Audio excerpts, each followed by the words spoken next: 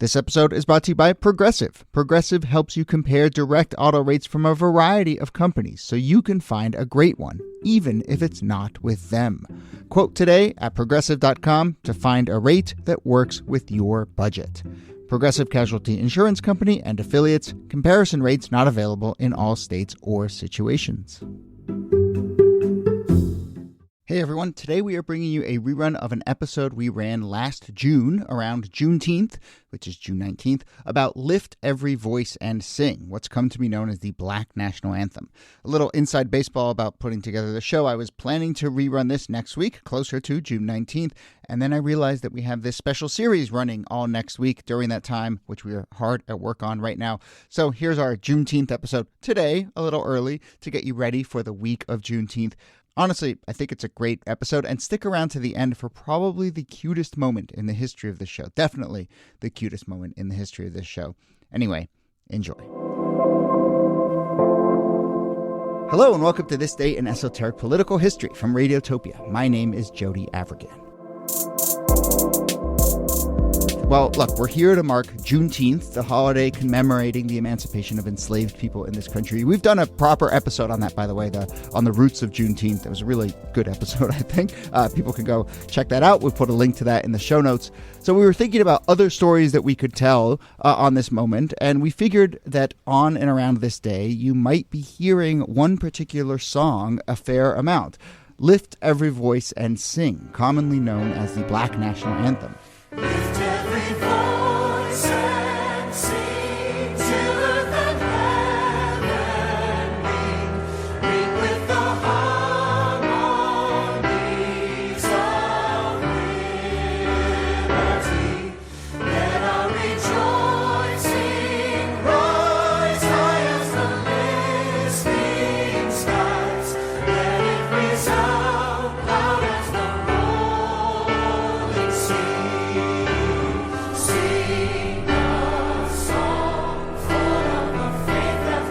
We've gotten a number of requests from folks to do the history of this song, and so we figured this was a pretty good moment to do so. Lift Every Voice and Sing was written as a poem by James Weldon Johnson in 1900 and then set to music by his brother, John Johnson. Bummer of a name, John Johnson. But in 1905, he adds music to it. And then in 1919, it was declared the Negro National Anthem by the NAACP.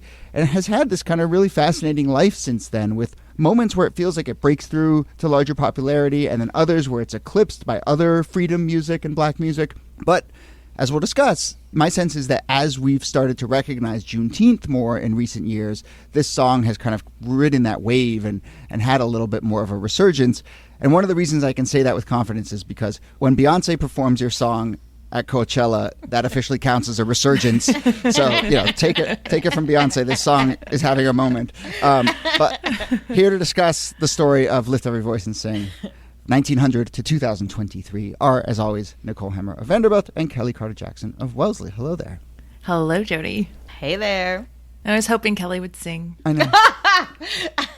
I sing this song almost every night to my kids. Aww. So it started when they were young, and I wanted them to know it, or I wanted them to at least be familiar with it, so when they heard it, they wouldn't be like, what is this? And it started to be something I did just in the month of February, and then they memorized it. They have most of it. We don't have all three stanzas, but they certainly have the first stanza. And it's incredible to me to see, like, wherever we go, whether it's like I don't know, a football game, a church service, anything that's like black centered, you are getting the Black National Anthem, no question. And it's I don't know, it's just really special. And we'll talk about the lyrics and the message, but it's also just musically way better than the regular national anthem, which I think is just a terrible song. Low bar, but okay. Yes. They're both hard songs to sing. I will tell you that. Right. Like, can we just get an easy anthem that's like a bop? I don't know. It's a lot of words. It's a lot of verses. It is a lot of words. Yeah. No repetition or very little. But have your kids like glommed onto any particular lyrics or moments? Or Oh, yes. They love the sing a song part. Sing a song. Like they both that out. They don't always get the words right, but the rhythm is there. But there's a really good book I always recommend. It's called Sing a Song, and it's by Kellie Starling Lyons, and it's such a good book that really starts with the history of James Weldon Johnson, his brother John Rosamond Johnson, and tells like how they wrote this song and just sort of like how it became a thing. We want to sort of lay that out a little bit. Niki, what do we know about these two brothers? So this was a song that was written while the two brothers were in Jacksonville, Florida. The poem was written to celebrate Lincoln's birthday. So a callback to Abraham Lincoln, to emancipation. They write the song, they set it to music, and they teach school children, 500 school children in this chorus, to sing the song. So from the beginning, it's like this big choral arrangement, which I think is something that a lot of people associate the song with, or the big choral arrangement. And then they moved to New York, and they don't think about the song very much after that at all. But these school children keep singing it, and they grow up and they teach it to their children. And soon it's spreading everywhere. And as you were saying in the introduction, Jody, within 20 years, it's the Negro national anthem. That was a little seed that was planted to celebrate Lincoln's birthday. But I just love that they didn't really have the designs on that. They didn't really know this was happening, right? That it was spreading through the South over the course of 20 years, where they were in New York, and then one day they look up and like, wait a minute, I recognize that song. That's my song. I love that it's children that sort of propagated it. Yeah. Like children are the ones that kept singing it and kept the song alive, and then taught it to their children.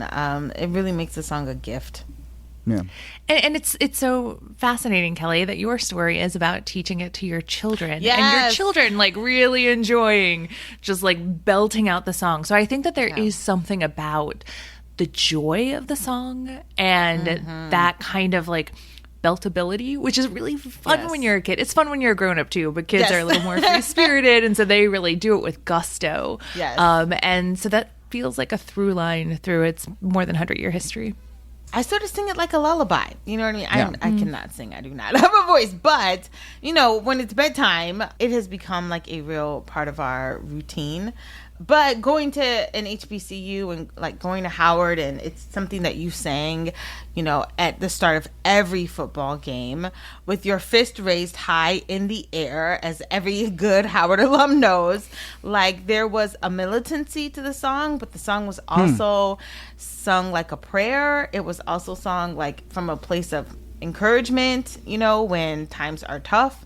The song can be used in so many different ways, and I think that's also why it has staying power.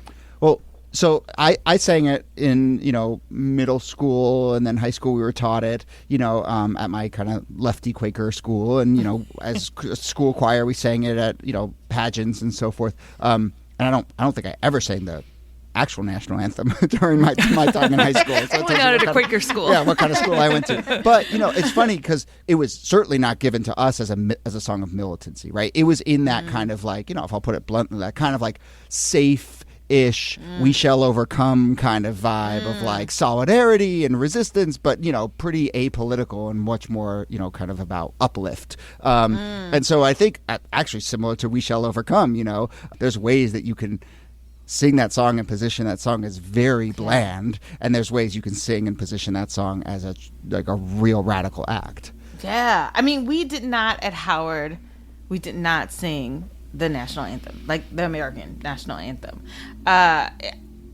Sounds bad, but it probably would have got booed. Do you know what I mean? Like, but we always sing the Black national anthem, like always. And I think the fact that we sing it with a raised fist is what made it sort of militant. But, but you know, for me, it was also a song we sang in church all the time. Like it was basically a hymn, and that's how it got moved around so much.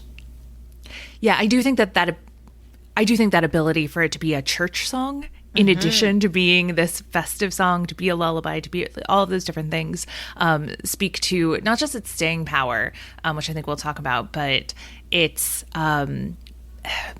malleability, or its ability to sort of code switch for different situations. Yeah. Every lyric means something so different to what you might be experiencing in life. Yeah.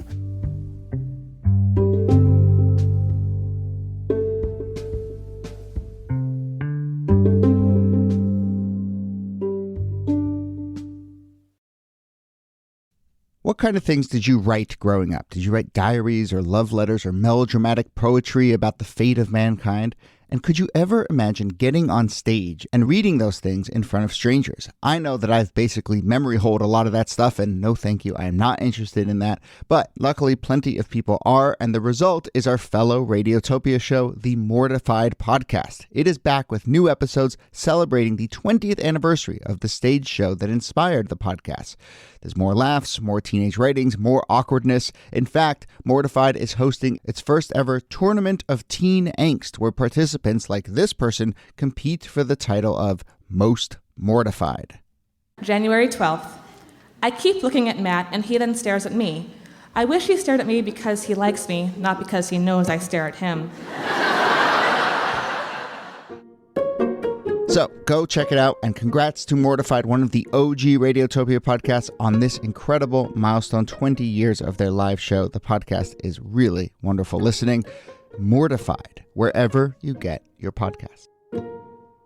So let's talk about one other moment in the 30s, and I do want to talk about the Civil Rights era, which is, I think, has a really interesting role in there. But in the 30s, there's this moment at the 1939 World's Fair where there's a piece of work commissioned, a piece of art, a sculpture, but it's called Lift Every Voice and Sing, and it's sort of inspired by this poem and this song. But that's a really fascinating little story. Do you want to talk about Augusta Savage, who made that piece that's at the World's Fair? Augusta Savage made a sculpture in which black children are in the shape of a harp, the musical instrument, a harp.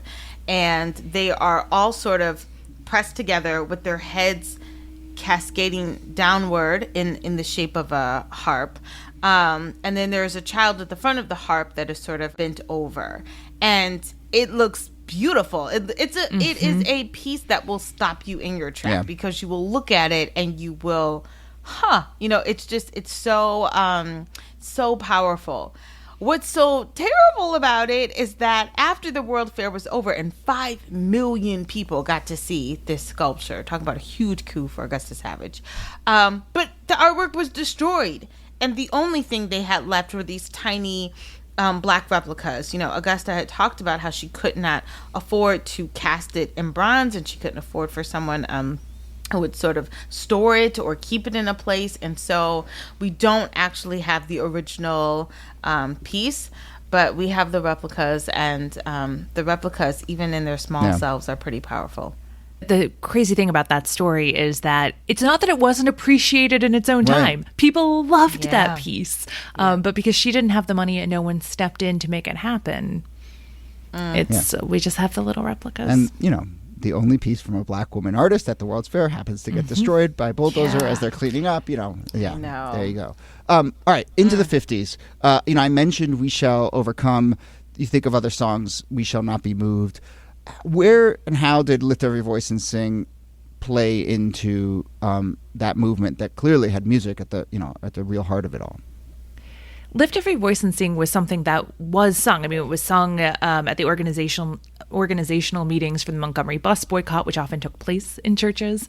Martin Luther King Jr. quoted it. But I think that it felt a little churchy and official for a movement that was eager to emphasize, I think, more and bring people together around grassroots, and that there was a real move toward these kind of folk songs and folk music as the uniting anthems of the Black Civil Rights Movement, the freedom struggle in the late 50s and early 60s. So Lift Every Voice, it doesn't go away, but it just becomes less popular compared to some of these other anthems. Can I just say what you're not supposed to say? It's too long. It's long. It's long. It's wordy. There's no repetition, not like if you're singing This Little Light of Mine, well, everyone can do that. You know what I mean? And you can throw in different variations and make it work. But you can't really do that with Lift Every Voice and Sing. You have to sort of sing it and sing the whole thing. And most black people that I know only know the first stanza, right?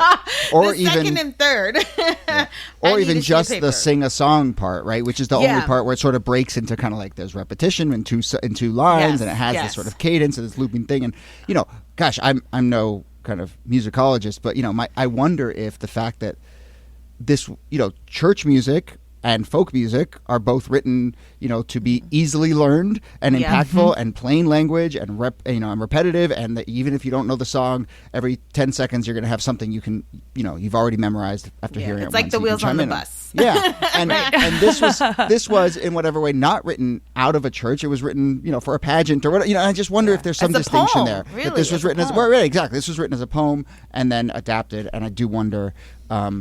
Much like the U.S. national anthem, but I think that was the distinction there, and so I'm sure that's one of the reasons that, like, even as you were saying, Niki, like, it wasn't adopted by civil rights, but you couldn't see like then musicians like Odetta or whatever picking this up and singing it as much as they would do This Little Light of Mine or We Shall Overcome or things like that.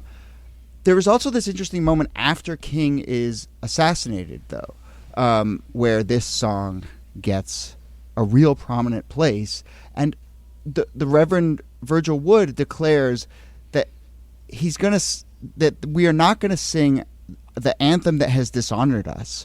And there's some reporting that when he's referring to that, he's actually talking about We Shall Overcome. And we're not going to sing that, but we're actually going to sing the one that has honored us. And he sings Lift Every Voice and Sing. I'm just curious about that. I don't know enough, but maybe We Shall Overcome was seen as like co-opted or too bland in that moment of rage after King had been assassinated. But the fact that they turned to this song as the one in that moment after the assassination, I think says a lot.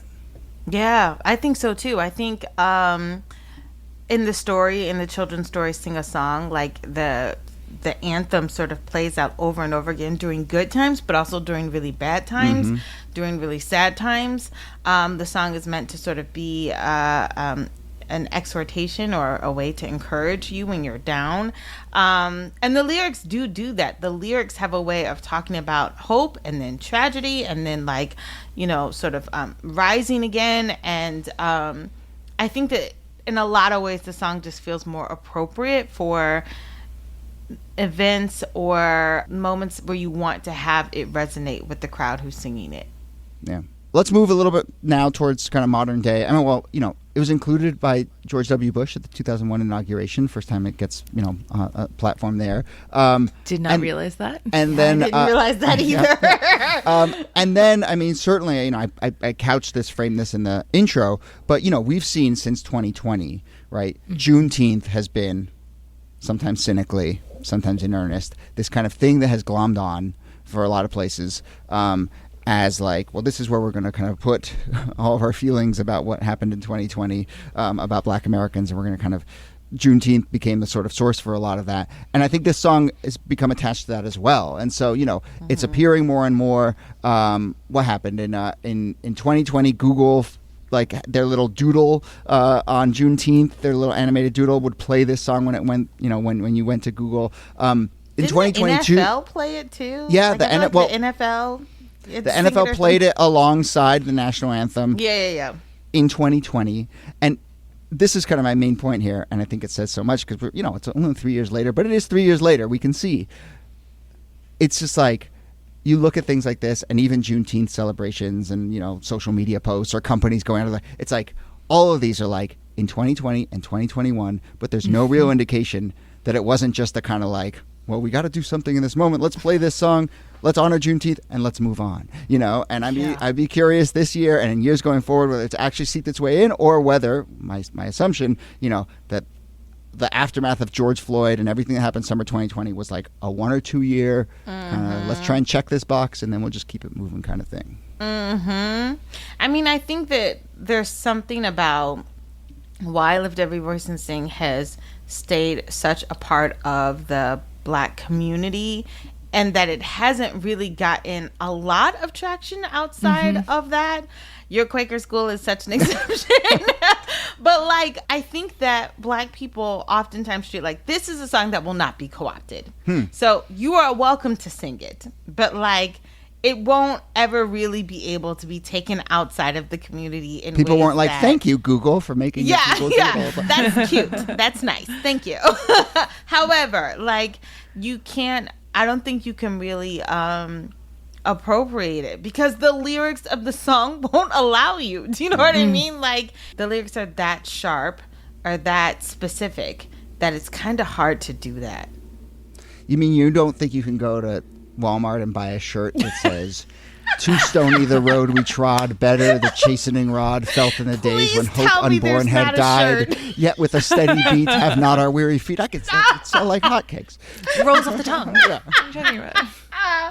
Oh my gosh, no. I just remember, was it maybe 2021 where there was like plates and merch and t-shirts that said like, "It's the freedom for me" and "free at last," and they had like Juneteenth ice cream, and I was like, this is like, boy. oh my god. It's getting It's the out freedom of for control. me is It's the freedom for me. yikes. Stunning. It's a lot. It's a lot. Though I will see, this is our Juneteenth episode. I would be curious how much of that stuff we'll see. I'm sure we will see plenty of hacky social media posts and sort of bad merch and so forth, including, as we wrap up, I was going to say at the beginning of the episode, I don't really know. I'm curious. Do you say Happy Juneteenth? What do we say? Yeah? Happy Juneteenth? Okay. I mean, it's not like Happy Christmas or Merry Christmas. Right. Maybe Happy Holidays. Merry Juneteenth would be great. Merry Juneteenth. Merry Juneteenth. I mean, yes, it is a... It commemorates, if people listen to our episode, it commemorates a positive moment, but, what do you say on Memorial Day? I can say Happy Memorial Day, right? No, that's not really Yeah. a thing. I mean, I don't But know. anyway. I say Happy Juneteenth. Okay, well, folks, then you can say Happy Juneteenth. And I, in the outro, can now say Happy Juneteenth, and thanks, as always, Nicole Hemmer. Merry Juneteenth, There you Jody. go. And Kellie Carter Jackson. Thanks to you. My pleasure. Lift every voice and sing till in the heaven ring. Mine is the harmony of liberty. Let us rejoice, sing, rise high as the listening skies. Let it resound loud as the rolling sea.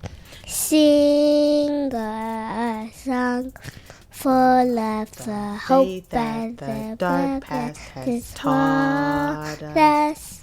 Sing a song full of the hope as the